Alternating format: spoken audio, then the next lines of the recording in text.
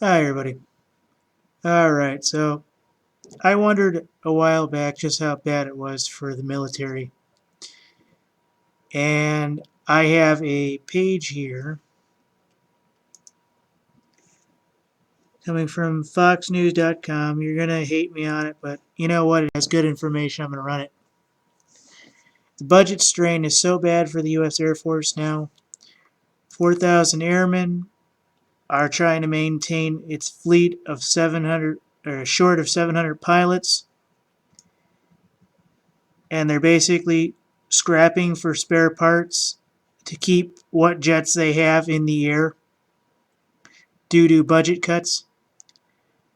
U.S. Air Force bases, including South Dakota's Ellsworth Air Force Base, 35 miles of Mount Rushmore, among others,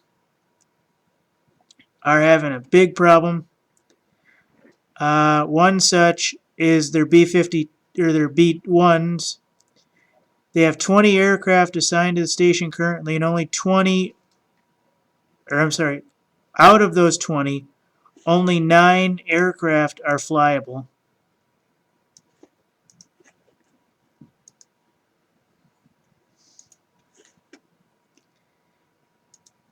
And I can't even imagine that there's anything beyond that happening. There's one here that talks about a flight that was done about 3 years ago. Let me see if I can find it. They said, where is it? 1 second, folks. There was a magical flight they had to perform, and basically, oh, here we go. March of 2011.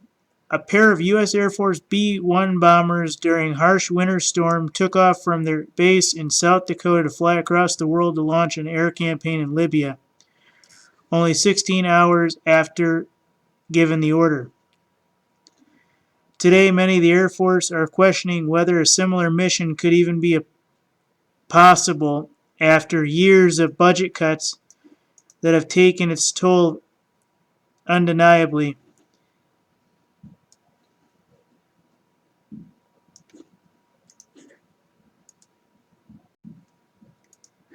So they're wondering whether or not they can put a bird in the air, go across the world, and handle a campaign.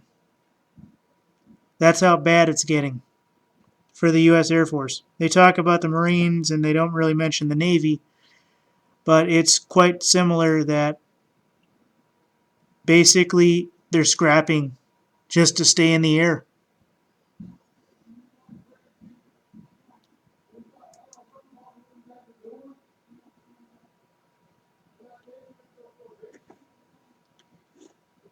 So it's just amazing what's going on here. And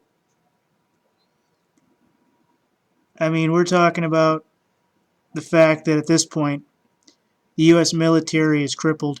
If they can't launch an air campaign around the world to save lives or to stop a threat, then we no longer have a military.